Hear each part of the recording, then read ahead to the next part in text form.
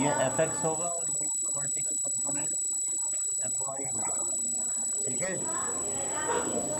तो F x दरअसल किसके बराबर है? वो कह रहे हैं हॉरिजॉन्टल एंड वर्टिकल कंपोनेंट दिए हुए हैं। हॉरिजॉन्टल 4 न्यूटन है और वर्टिकल जो है वो 3 न्यूटन है। सही है, ये दिया हुआ है। और दो बातें मालूम करने के लिए, रिजल्टेंट फोर्स भी मालूम करें और उसकी डायरेक्शन भी मालूम करें। तो हमें दिया हुआ क्या है? एफ एक्स दिया हुआ है कितना? 4 न्यूटन। एफ वाई दिया हुआ है कितना? 3 न्यूटन। ठीक है, और हमसे पूछा क्या गया है क्या एफ मालूम करें, एफ कितना है। सवाल किस किस को समझ में आ गया? सवाल क्या बोल रहा है पता चल गया आपको? एक फोर्स है अननोन, हमें नहीं पता कितनी है, उसका एक्स कंपोनेंट हमें दिया हुआ है। हॉरिजॉन्टल को एक्स कंपोनेंट कहते हैं और वर्टिकल को वाई कंपोनेंट कहते हैं। सही है, जो एक्स पर होता है उसे क्या बोलते हैं? हॉरिजॉन्टल कंपोनेंट, और जो वाई पे होता है उसे क्या बोलते हैं? Vertical component. क्लियर हो गई बात आपको? ये आपको दिए हुए हैं और आपसे कहा क्या, एफ मालूम करने के लिए कहा। कैसे मालूम होगा? ये तो पाइथागोरस थ्योरम है, ये बेस है और ये क्या है? तो बेस का स्क्वायर प्लस परपेंडिकुलर का स्क्वायर बराबर होता है किसके? हाइपोटेन्यूस के स्क्वायर के। ये बात क्लियर हो गई? इसका स्क्वायर वहाँ लेके जाएंगे, क्या बन जाएगा? स्क्वायर रूट बन जाएगा। एफ एक्स का स्क्वायर प्लस एफ एक्स की जगह पे क्या लिखेंगे? 4 का स्क्वायर। एफ वाई की जगह पे क्या लिखेंगे? 3 का स्क्वायर। 4 का स्क्वायर कितना होता है? 16 और 3 का स्क्वायर कितना होता है? तो एफ किसके बराबर आ रहा है? एफ बराबर है अंडर रूट 16 और 9 25, और 25 का स्क्वायर रूट क्या होता है? 5। तो जो टोटल फोर्स है वो दरअसल कितनी है? 5 न्यूटन। ये बात क्लियर हो गई? अब ये 5 न्यूटन है, एक तो ये बात मालूम करनी थी, दूसरी बात क्या मालूम करनी थी? इसका एंगल कितना होगा ये मालूम करना है। क्या मालूम करना है? तो एंगल के लिए हम ये perpendicular over base F Y upon F X, perpendicular over base किसके बराबर होता है? टेन थीटा के। परपेंडिकुलर ओवर बेस किसके बराबर होता है? सही है, हम बहुत डिटेल में पढ़ चुके हैं पूरा चैप्टर। एफ वाई की जगह पे क्या लिखेंगे आप? 3, और एफ एक्स की जगह पे क्या लिखेंगे? 4। बराबर है किसके? टेन थीटा के। टेन को यहाँ ले आओ तो थीटा किसके बराबर आ जाएगा? Tan inverse. ये जब 10 यहाँ से यहाँ आएगा तो क्या बन जाएगा? टेन इनवर्स, और ये 3/4। अब हमको कैलकुलेटर यूज़ करना है, पहले 3/4 मालूम करके 10 का इन्वर्स करना है। ठीक है, करें जिसके पास कैलकुलेटर है। मेरे पास भी कैलकुलेटर है। 10 इन्वर्स शिफ्ट दबा के मालूम करते हैं। ठीक है, तो मैंने करा, पहले किया 3/4, जो जवाब आया 0.75।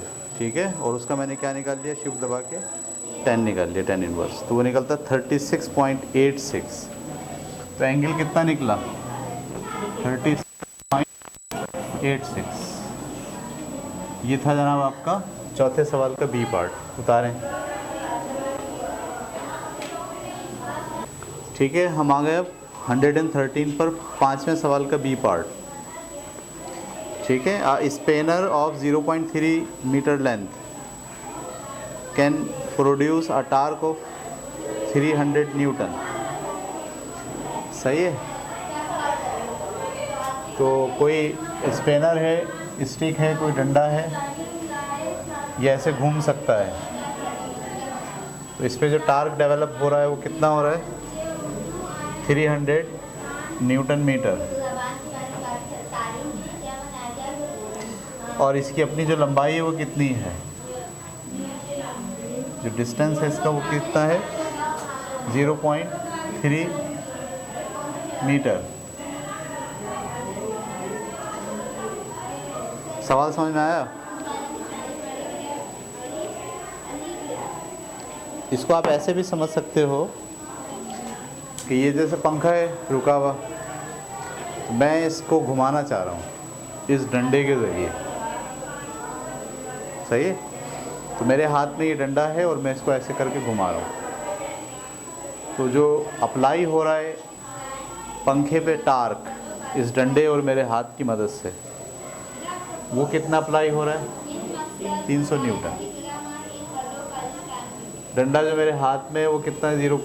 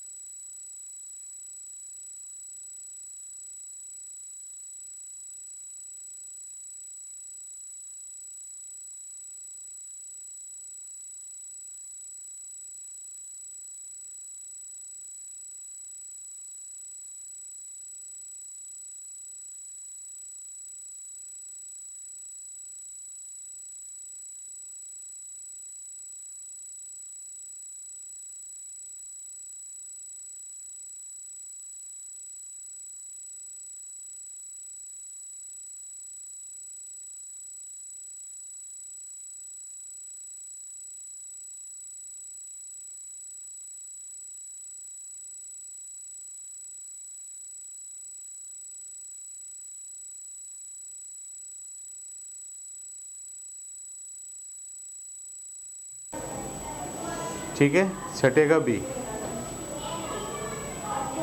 A uniform meter rule is supported at its center। ठीक है। छठे का जो बी है वो क्या है? एक यूनिफॉर्म मीटर रूल है। रूल का मतलब होता है स्केल, वो यूनिफॉर्म का मतलब ये है कि उसका मास हर जगह बराबर है, कहीं ज़्यादा बड़ा कहीं ज़्यादा छोटा नहीं है। ठीक है।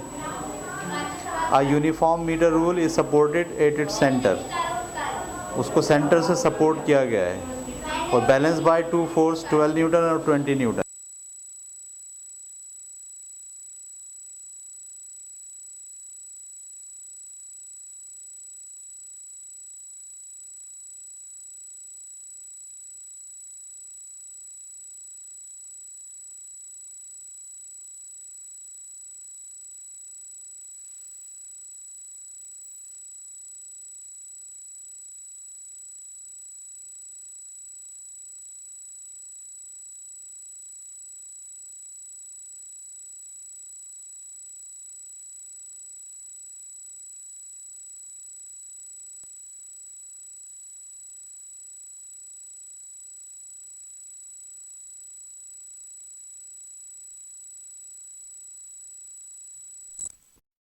ठीक है, बैलेंस हो सकता है या नहीं हो सकता है।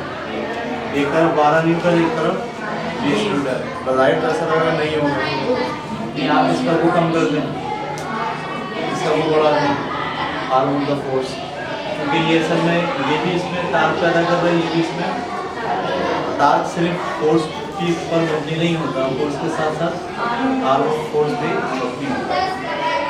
ये बैलेंस होगा। अब सवाल क्या पूछा है आपसे, ठीक है, सवाल में आपसे पूछा है if 20 newton force is placed at a distance of 3 metre,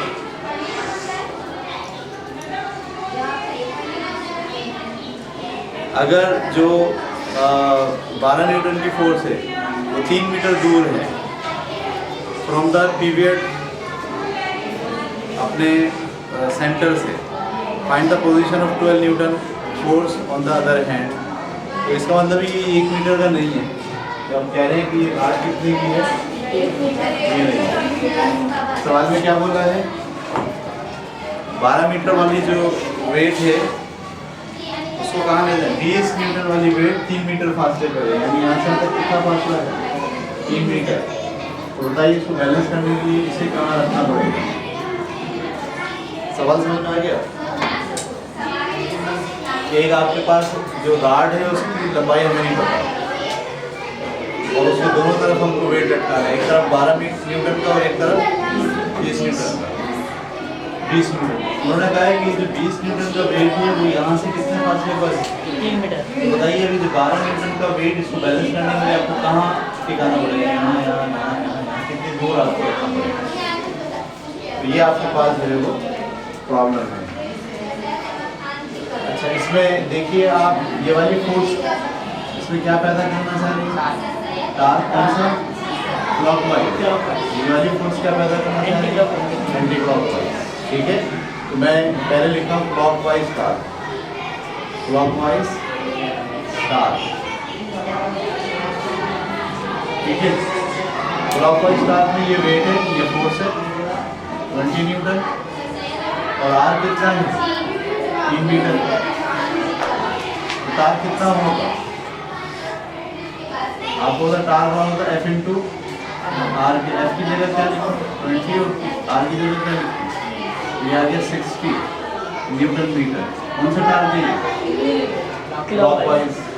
ठीक है, और उसके बाद हम बात कर रहे हैं जिस पर anti clockwise, anti clockwise torque.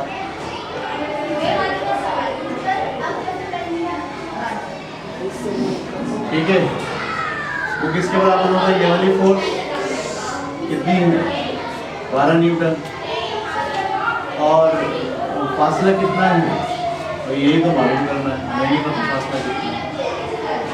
इसका टार्क क्या होगा, एफ इंटू आर। एफ की जगह पे क्या लिखेंगे 12 और आर की जगह पे क्या लिखेंगे, आर तो बताइए, ये 2 टार्क आ जाएगा आपके पास। अब आप जानते हो अगर इसको बैलेंस करना है आपको तो क्लॉकवाइज टार्क और एंटी क्लॉकवाइज टार्क दोनों आपस में क्या होंगे, बराबर। मैं यहाँ इससे आगे यहाँ काम कर रहा हूँ। ठीक है, और इक्विलिब्रियम,